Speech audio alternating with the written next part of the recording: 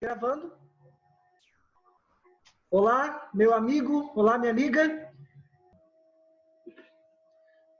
Ok, está aqui a nossa lição, Restaurando a Família, lição 6. E o tema dessa semana, ele está abordando justamente a responsabilidade que nós devemos ter como marido, como esposa e como os filhos também. O lar, ele é composto, né, do pai, da mãe, dos filhos, e o nosso lar, desde sempre, né, ele deve ser um pequeno céu. Eu gostei aqui da ilustração, da breve ilustração que o nosso estudo de hoje, ele trouxe, quando ele aborda aqui de uma criança, que quando foi abordado pelo pregador, que perguntou para ele, aonde fica o céu, né? E a criança olhou para o apartamento onde ela morava, o prédio onde ela morava, e disse, o céu fica no apartamento 902. E ele dizia isso porque no seu lar ele viu uma grande transformação do seu pai, que antes bebia, antes brigava com a sua mãe, e a sua mãe sempre dizia que a sua casa era o inferno. Mas o seu pai conheceu a Jesus Cristo. Ele conheceu o Evangelho, as boas novas de salvação, ele aceitou essas boas novas e ele teve uma mudança. Nós chamamos essa mudança de conversão. É quando nós estamos indo para um lado e nós mudamos totalmente aí, 180 graus, nós mudamos de rumo. E foi isso que aconteceu com o pai desse menino. Agora, a sua mãe não dizia mais que a sua casa, o seu lar era o inferno, mas ela dizia que ali agora se transformara num pequeno céu, que era o verdadeiro céu. A questão de hoje, que eu quero começar abordando com vocês aqui é possível fazer da sua casa um pequeno céu também? O que a Bíblia pode ensinar para facilitar as relações dentro do nosso lar? E o tema de hoje nós iremos abordar justamente esse assunto. Nós iremos mencionar que no nosso lar, na nossa família, cada um dos componentes, eles podem fazer o seu lar melhor e fazer com que o nosso lar seja mais fácil, um lugar mais agradável. E nós iremos abordar à luz da Bíblia o que ela nos diz, quais são os conselhos que ela nos deixa para tornar a nossa família um lugar muito melhor. Então a Bíblia vai nos falar alguns conselhos que serão úteis para mim e para você.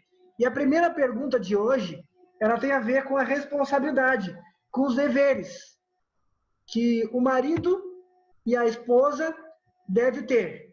E a pergunta é o seguinte, quais são os deveres entre o esposo e a esposa? Esse texto se encontra no livro de Efésios, o capítulo 5, o versículo 22. E lá diz assim, a primeira questão, falando para as mulheres, vós mulheres, sujeitai-vos a vossos maridos, como ao Senhor. Em algumas traduções, a versão diz que as mulheres devem ser submissas aos seus maridos. O que significa isso? É exatamente o que o texto está querendo dizer, que as mulheres devem ser submissas aos seus maridos. Algumas pessoas acham que, por conta disso, a Bíblia é um pouco machista. Muito pelo contrário. Até porque agora, no próximo texto que nós iremos ler, que se encontra em Efésios 5, 25, mostra o porquê as mulheres devem ser submissas aos seus maridos, né? Então nós iremos agora ler Efésios 5, 25. Maridos, amai a vossa mulher, como também Cristo amou a igreja e a si mesmo se entregou por ela. Olha que lindo esse texto, que maravilhoso. Muito obrigado pela leitura, Karine. Esse texto está dizendo o seguinte, para mim e para você, que o homem, que o marido, ele deve amar a sua esposa com o mesmo amor que Jesus nos ama e que ele amou a igreja. Aí eu pergunto, que mulher não vai ser submissa ao marido que está disposto a morrer por ela, né? Significa o seguinte, que o marido, ele só vai querer o bem da esposa. Ele vai desejar o bem da esposa. E aí não tem como uma esposa não ser submissa ao marido que sempre pensa na felicidade da esposa. E esse é um dos segredos fundamentais, né, no relacionamento. Nós casamos para fazer o outro feliz. Nós casamos para ver o outro feliz. E é isso que eu devo buscar, é isso que você, esposo, deve buscar a cada dia e que você, esposa, também deve buscar. A pergunta 2, ela tem a ver também com a responsabilidade dos filhos. E agora nós iremos ver aqui o texto de Efésios 6, do 1 ao 3, que fala da importância da responsabilidade dos filhos. E aqui diz assim, Efésios 6, do 1 ao 3. Vós, filhos, sede obediente aos vossos pais, no Senhor, porque isso é justo. Honra teu pai e a tua mãe, que é o primeiro mandamento como promessa, para que te vá bem e vivas muito tempo sobre a terra. Eu gosto muito desse texto, né? Só que esse texto, que faz uma alusão aqui ao 5º mandamento, lá no livro de Êxodo, no capítulo 20, esse texto é maravilhoso porque ele nos ensina o seguinte, que nós, os filhos, devemos honrar os nossos pais. Quando que nós devemos honrar? Quando nós devemos obedecer? Quando nós devemos respeitar os nossos pais? Sempre. A Bíblia diz, honra o teu pai e a tua mãe. Não diz, honra-se, não é condicional. Independentemente da atitude do meu pai e da minha mãe, eu, como filho, devo honrar o meu pai e a minha mãe. E é muito importante esse texto ficar muito claro para mim e para você. Mas ele também tem um sentido duplo. Se é dever dos filhos honrar o pai e a mãe, é dever dos pais exigir a honra dos filhos. E isso aqui é muito importante e tem que ficar muito claro na minha mente e na tua mente. E aqui em Efésios 6:4, nós iremos ler justamente aí esse sentido duplo, né, do relacionamento aqui, que tem a mão dupla entre pais e filhos. Efésios 6:4. E vós, pais, não provoqueis vossos filhos a ira, mas criai-os na disciplina e na admoestação do Senhor. Exatamente. Então aqui fala que nós, como pais, temos uma responsabilidade também. E aqui entra um ponto importante. A criança, desde cedo, ela precisa aprender lições de disciplinas, de autoridade, de respeito e de obediência. Uma vez eu li um livro que dizia o seguinte, que até uma idade, os pais, eles estão no lugar de Deus para as crianças. E esse pensamento é tão correto que você deve pensar o seguinte, em uma certa idade, a criança não consegue fazer nada sozinha. Ela depende inteiramente do pai e da mãe, ou de algum responsável que está cuidando dela. Ela não consegue comer sozinha, ela não consegue trocar de roupa sozinha. E se ela precisa de um lugar para outro, o pai ou a mãe ou aquela pessoa ali responsável estará conduzindo ela. Conclusão, a criança depende 100% do pai e da mãe. E nós, como seres humanos, nós também estamos nessa posição. Nós dependemos 100% de Deus para tudo. Nós não conseguimos nos manter vivos sem Deus. Ele é o nosso mantenedor, ele é o nosso criador. Logo, se o pai e a mãe estão em algum momento da vida da criança no lugar de Deus, desde cedo a criança precisa aprender lições importantes, como quem é a autoridade, a respeitar o pai e a mãe, a obedecer o pai e a mãe e a ter disciplina. Aí entra aquele ponto que eu acabei de mencionar para vocês. a autoridade do pai e da mãe. Se é dever do filho honrar o pai e a mãe, respeitar o pai e a mãe, é dever do pai exigir a honra do filho, a obediência do filho. E aqui um ponto muito interessante é que os pais devem evitar comportamentos contraditórios. Por exemplo, faça o que eu falo, mas não faça o que eu faço. Ou desmerecer o valor dos filhos, né? Você não vale nada, né? E aqui eu quero entrar também no poder das palavras, né? A palavra tem um poder maravilhoso para construir, para edificar a vida e o caráter de alguém. Mas também ela tem poder para destruir. E ninguém mais, como eu posso usar a palavra assim, nada do que alguém mais próximo, como o pai e a mãe, para destruir ou para desmoralizar a vida de uma criança. Por isso, pais, nós devemos ter muito cuidado, mas muito cuidado com o que nós falamos, mas principalmente com aquilo que nós fazemos. Porque nós aprendemos, a criança, nós aprendemos mais daquilo que nós vemos do que aquilo que nós ouvimos. E agora, por fim, nós temos no relacionamento familiar, nós temos o convívio entre os irmãos também. E a pergunta 3 seria, e quanto aos irmãos, né? O que a Bíblia fala desse relacionamento entre os irmãos? Salmo 133, 1. Ó, quão bom e quão suave é que os irmãos vivam em união. Aqui, esse texto aqui, ele fala, claro, estamos aplicando aqui para a vida familiar, no relacionamento familiar de irmão de sangue, né? Mas esse texto podemos ampliar aí para todos os nossos irmãos também na fé, que possamos aí lembrar que nós temos uma responsabilidade muito grande como irmãos, né? Ou o irmão mais velho, ou o irmão mais novo também. E o propósito de Deus é que haja união entre os irmãos. E os pais, aqueles que têm mais de um filho, tem um filho, uma filha, ou etc., né? Vocês sabem que os filhos, eles costumam competir entre si, principalmente para ter a atenção dos pais, né? E em algum momento, às vezes, se o filho é mais velho, depois chega o mais novo, né?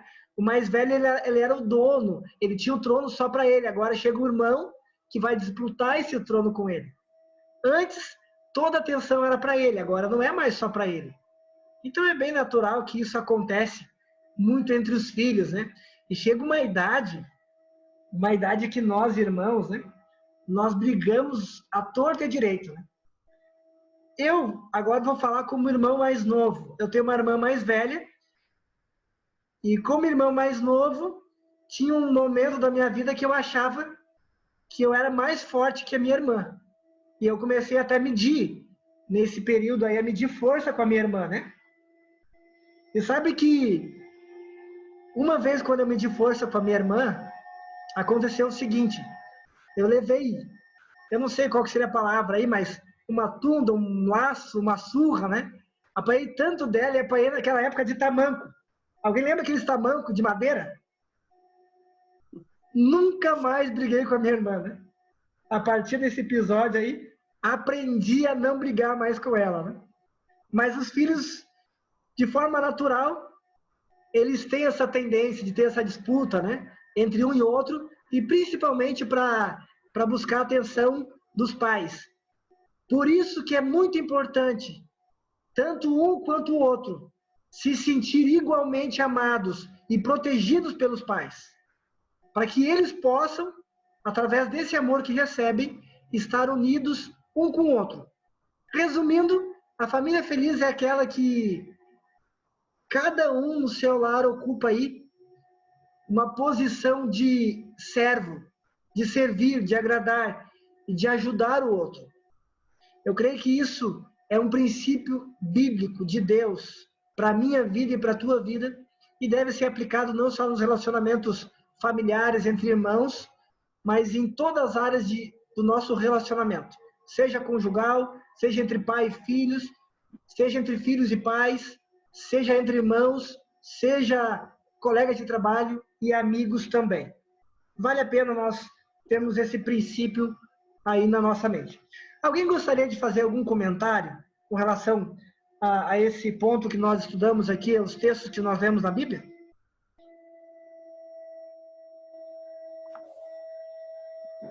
Se não tiver, a gente vai passar aí para o próximo tópico, né? Onde nós iremos falar aí da nossa família e Deus, né? O que a Bíblia fala também de uma forma mais ampla aí dos nossos relacionamentos familiares e qual é o grande propósito para todas as famílias que Deus tem, né? O que Ele está fazendo agora? Qual o desejo dele para que possamos aí viver como família, como pessoas de uma forma feliz e mais ampla? Então, nós vamos aí abordar justamente isso, sua família e Deus. O que Deus aí nos ensina. Mirela, pode falar, você levantou a mão aí? Eu acho, pastor, que o que é desafiador é em relação aos filhos, né? Nessa questão que você falou. Quando eles chegam aí, eu tô com 2 meninos na fase da adolescência, né? E essa questão de brigar por tudo é por tudo mesmo, exatamente por tudo. E é complicado, porque tem uns que têm uma personalidade mais fácil de lidar, outros a personalidade é um pouco mais difícil. E é desafiador, muito desafiador, é muito joelho no chão. E sabe que é natural, às vezes, um filho ser mais apegado com o pai, outro filho ser mais apegado com a mãe, né? E alguns especialistas dizem, né, que aquela questão do oposto, geralmente a menina é mais apegada com o pai, né? O menino é mais apegado com a mãe, até porque tem uma idade em que a menina se apaixona pelo pai, ela gosta tanto do pai, pensa assim, olha, eu quero ter alguém assim como meu pai, né? Pela figura de admiração, de se sentir protegida pelo seu pai, menino também pela sua mãe, né? Isso acontece. Geralmente, sempre tem um filho que é mais apegado com um e outro filho que é mais apegado com o outro, né? E também acontece, às vezes, a questão de personalidade. Eu não sei na tua casa, Mirela e Juninho, se vocês aí conseguem, assim, com facilidade dizer, olha, esse aqui puxou mais o pai, esse aqui puxou mais a mãe. Isso acontece com vocês aí ou não? Bom, a menina, que é a menorzinha dos 3, essa é o pai, idêntica. E os dois são bem apegados mesmo, né? Aí os meninos são um pouco mais apegados comigo. Mas aí você tem, assim, o do meio, que normalmente é o que, né, taca fogo no parquinho, né? Porque ora ele se acha mais forte que o mais velho, ora ele se acha melhor do que a menor, ora ele se acha caçula, ora ele quer ser o mais velho. E o desafio é bem esse, é essa personalidade mais forte que normalmente o do meio tem. E sabe que uma coisa interessante, né? E aí, por conta da personalidade ou de outros fatores, aí, outras situações, às vezes acontece que um filho ou outro se torna mais próximo, né? E isso, às vezes, pode gerar um ciúmes no outro filho, né? Uma vez eu vi um amigo meu lá de Curitiba, ele estava contando uma história, né? Com relação às suas 2 filhas. E aí ele contando que a mais velha era mais apegada com a mãe e a mais nova era mais apegada com ele. E geralmente ele ia no mercado, fazia compras ali, e a mais nova ia com ele. E olha que interessante isso aqui, eu aprendi um princípio na minha vida espiritual muito grande com a experiência que ele contou para mim. E ele falava o seguinte, toda vez quando ele ia no mercado, a mais nova pedia, pai, compra isso para mim. E os pais, né, você que é pai, você que é mãe, tem um coração mole, você quer agradar o filho, quer dar sempre o melhor para o filho, né? E o pai comprava, mas ele falava o seguinte, mas olha, compra também para tua irmã mais velha, levam para ela também. E aí ela pegava, ela escolhia o que ela queria e ela levava uma outra coisa que achava que a irmã dela ia querer. E uma outra coisa que ele mencionou que me chamou muita atenção foi o seguinte, um dia ela pediu um sorvete. E aí ele falou, pai, compra um sorvete para mim? E estava muito quente. E ele comprou um sorvete para ela. Só que agora, como que ele iria levar o sorvete para outra? Não tinha como, porque ia derreter até chegar lá, né? Um sorvete de casquinha, né? O que eu aprendi com essa história? Os pais amam os filhos da mesma forma, com a mesma proporção. Mas, às vezes, eles tratam os filhos diferentes, primeiro, porque os filhos são diferentes. E alguns filhos ganham mais coisas que outros, às vezes porque está mais perto do pai no momento do que o outro. É o que aconteceu com a experiência das duas irmãs ali. Uma ganhou um sorvete e a outra não. Não é que o pai amava mais uma do que a outra, né? Mas é que por ela estar mais próxima do pai naquele momento, ela recebeu aquele sorvete e a outra não pôde receber. Com Deus, eu creio que acontece muito parecido. Deus ama todas as pessoas da mesma forma. Mas por que algumas pessoas recebem mais coisas do que outras? É porque estão mais próximas de Deus do que outras. E esse é o fator que acontece no relacionamento aí vertical entre o ser humano e com Deus. É uma grande lição aí para mim e para você. Entrando nesse campo, vamos aqui agora entender um pouquinho mais sobre algo que Deus prometeu para mim e para você, né? Jesus, ele preparou um lindo lar para que eu e você possamos viver. Ele deseja isso para mim e para você. E a pergunta é: qual foi a promessa que Jesus fez para os seus discípulos? Que promessa ele fez para os seus discípulos?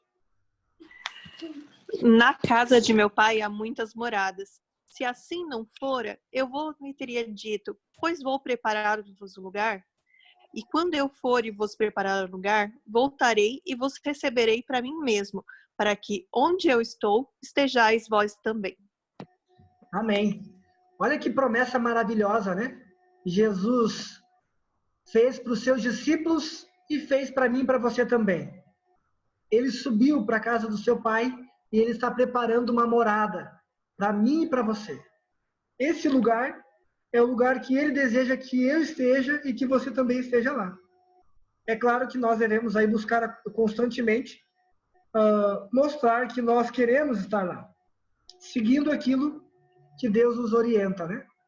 Sabe que, deixa eu lançar uma pergunta para vocês aqui. Eu mencionei que Deus ama a todos, né? Da mesma forma. Não importa o que eu faço, Deus não vai me amar mais e nem menos. Aí eu respondi que algumas pessoas talvez recebem mais de Deus porque estão mais próximas dele. Mas agora uma pergunta que me surgiu à mente é o seguinte: se Deus ama todos, então todo mundo vai para o céu, independente daquilo que fizer. Correto ou não? O que vocês acham?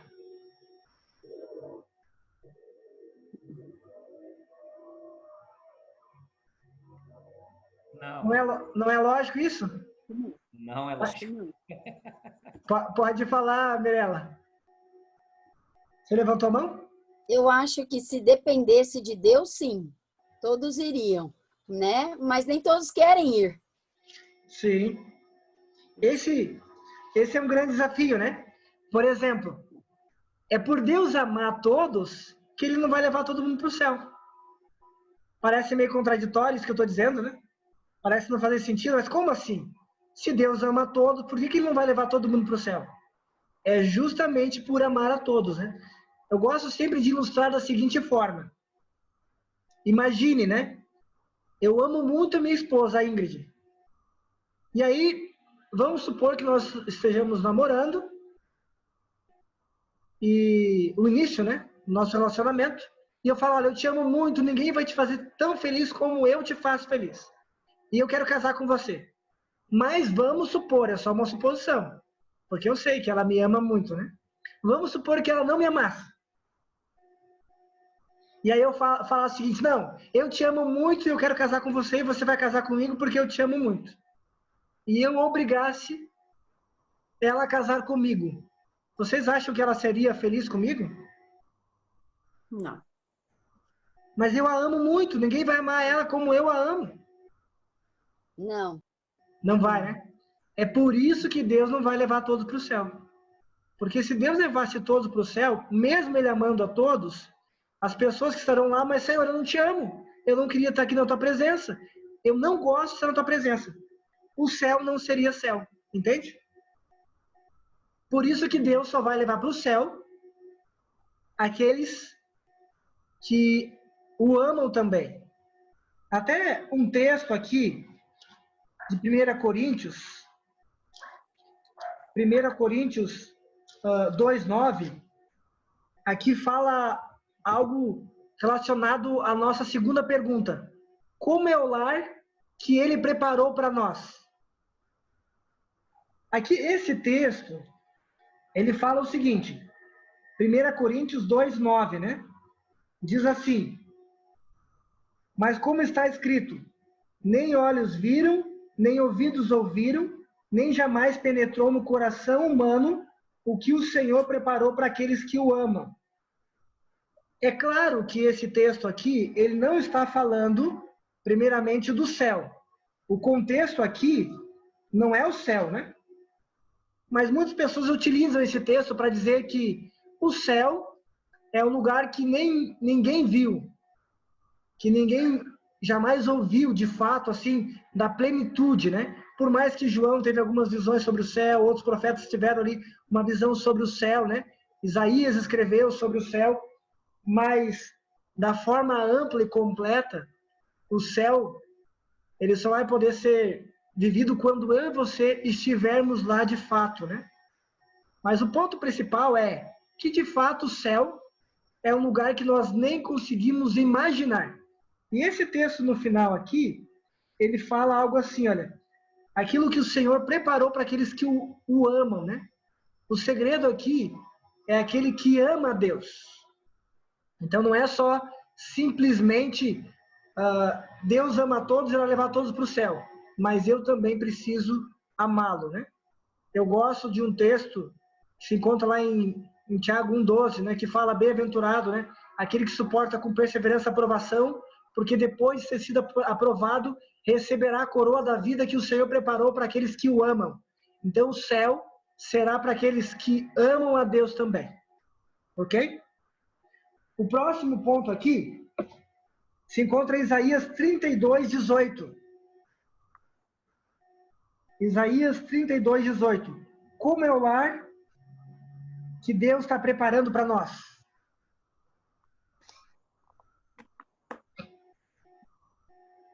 O meu povo habitará em moradas de paz, em moradas bem seguras, em lugares quietos e tranquilos. Então aqui está dizendo que o céu será um lugar quieto e tranquilo, né? Hoje a gente vive uma agitação, tanta guerra, a gente não tem paz. Muitas vezes ficamos noites sem dormir. Lá no céu será um lugar de paz, de tranquilidade. O outro texto se encontra em Isaías 60, o versículo 18. Não se ouvirá mais falar de violência em sua terra, nem de ruína e destruição dentro de suas fronteiras. Os seus muros você chamará salvação, e as suas portas, louvor. Amém. Imagina, não terá destruição, guerras. Nós poderemos louvar o nosso Deus eternamente, né? Um lugar de paz e de alegria. Isaías, o capítulo 33, o versículo 24, também nos dá aqui uma outra dica de como será o céu. Nenhum morador de Jerusalém dirá, estou doente, porque ao povo que habita nela perdoar-se-lhe-á a sua iniquidade.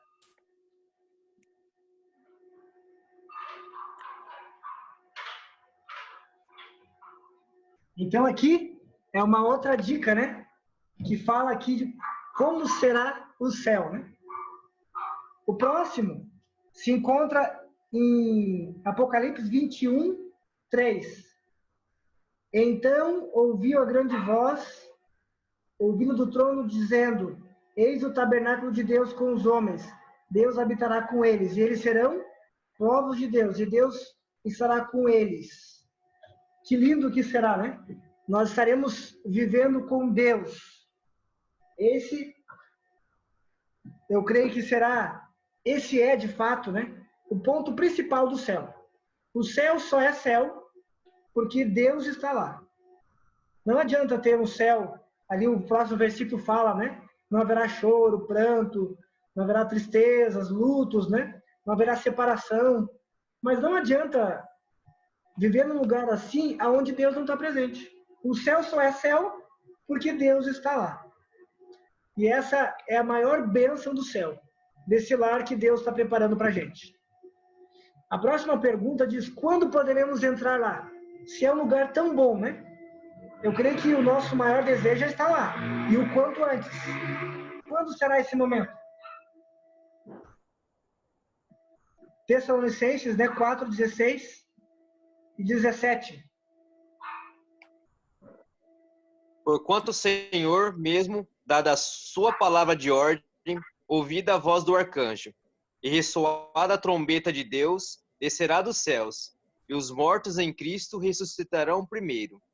17. Depois, nós, os vivos, os que ficarmos, seremos arrebatados juntamente com eles, entre nuvens, para o encontro do Senhor, nos ares, e assim estaremos para sempre com o Senhor. Amém. Quando poderemos chegar lá, entrar lá? Aqui fala de forma bem clara, né? No momento certo, Deus, ele virá para nos buscar. Eu gosto de Gálatas 4:4, né? Que fala lá que na plenitude do tempo, né? Jesus, ele nasceu na plenitude do tempo. E ele voltará na plenitude do tempo também. O próximo texto encontra em Apocalipse 20, o versículo 6. E a pergunta é, o que acontecerá então? Bem-aventurado e santo é aquele que tem parte na primeira ressurreição. Sobre esses, a segunda morte não tem autoridade. Pelo contrário, serão sacerdotes de Deus e de Cristo e reinarão com ele os 1000 anos. Amém. Então aqui está dizendo que quando Jesus vir para buscar os seus filhos, e aqueles que morreram nele irão ressuscitar, depois irão ser transformados, e eles todos serão arrebatados para o céu. Eles estarão no céu com Jesus durante 1000 anos. Eles vão reinar. Eles serão como sacerdotes de Deus e de Cristo. Então essa é a resposta dessa pergunta. E aí a próxima pergunta seria, e quanto àqueles que não aceitaram a Cristo? O que vai acontecer com eles? Apocalipse aqui, 20, o versículo 5, 12 e 14. Aqui nós vemos assim, mas os mortos não reviveram até que os 1000 anos se acabaram. Então, essa aí é a primeira ressurreição. Aqueles que não acreditaram em Cristo, que não buscaram fazer a vontade de Deus, enquanto aqueles que ressuscitaram, foram transformados, foram arrebatados nas nuvens dos céus com Jesus, eles estarão reinando por 1000 anos, os outros estarão mortos, continuarão mortos aqui durante esse período de 1000 anos, até que se acabe esse período aqui na Terra. E aí, nós iremos ver a pergunta final, ou a última pergunta, né? Que diz, após a derrota final do mal, onde será o nosso lar eterno? Vi novo céu e nova terra, pois o primeiro céu e a primeira terra passaram, e o mar já não existe. Vi também a cidade santa, a nova Jerusalém, que descia do céu da parte de Deus, ataviada como noiva, adornada para seu esposo. Amém. Então, depois de 1000 anos, que nós estaremos lá no céu, reinando, entendendo por que algumas pessoas estão, por que outras não estão. Passando tudo isso, nós iremos ver que Deus, ele é justo, né? E toda a terra irá conclamar a justiça de Deus e a sua misericórdia. Depois disso, nós iremos voltar para essa terra, conforme diz esse texto. E a cidade santa, então, ela descerá e nós iremos morar nessa terra renovada. E aí sim, nós iremos morar para sempre, né? Essa é a promessa que Deus nos dá É essa promessa que Deus fez para mim e para você, e deve ser o meu desejo, o teu desejo. A nossa maior esperança é nos encontrar com Cristo, morar com Ele eternamente e viver ao lado do nosso Criador e o nosso Salvador. Depois disso, depois desse estudo, nós devemos pensar o seguinte: a restauração e o reerguimento da humanidade começa no lar. A obra dos pais é a base de toda outra obra. A sociedade compõe-se de famílias e é o que afasta os chefes de famílias. Do coração procede as saídas da vida. Provérbios 4:23. E o coração da comunidade, da igreja e da nação é o lar. A felicidade da sociedade, o êxito da igreja e a prosperidade da nação depende das influências domésticas. O Lar Adventista, página 349. Nós entendendo isso, que o nosso lar deve ser um pequeno céu, o nosso lar deve ser o ambiente mais agradável que existe no mundo. Enquanto nós estamos aqui, eu pergunto para vocês, como membro da tua família, você deseja fazer um compromisso hoje de fé? Você deseja fazer do teu lar o melhor lugar a cada dia para a tua habitação e para as pessoas que estão com você aí? Sim? Se for sim, Deus seja louvado, né? E se for não, misericórdia, que você possa pensar: Senhor, eu quero que o meu lar seja o melhor lugar do mundo, enquanto Jesus não vir. E de fato, se Jesus estiver morando nele, habitando nele, ele será um pequeno céu. E por fim, é teu desejo se preparar, junto com a sua família, para morar no lar de Deus, no lar que Ele tem preparado para mim e para você? Sim? Se é teu desejo, quero agora convidá-lo a fechar os seus olhos para juntos nós orarmos a Deus. Santo e poderoso Pai, nós agradecemos pelo estudo de hoje, agradecemos pelo compromisso que aqui fizemos. Nos ajude a tornar o nosso lar o melhor ambiente possível. Nos ajude, Senhor, a também nos preparar para o verdadeiro lar, a qual Jesus está preparando para cada um de nós. Mas enquanto isso, que possamos, Senhor, clamar e rogar para que Jesus Cristo reine diariamente no nosso lar e no nosso coração. Que esse possa ser o meu desejo e o desejo dos nossos amigos hoje e sempre. No nome de Jesus. Amém. Amém. Obrigado, queridos, aí pela participação de vocês. Eu não sei se vocês aí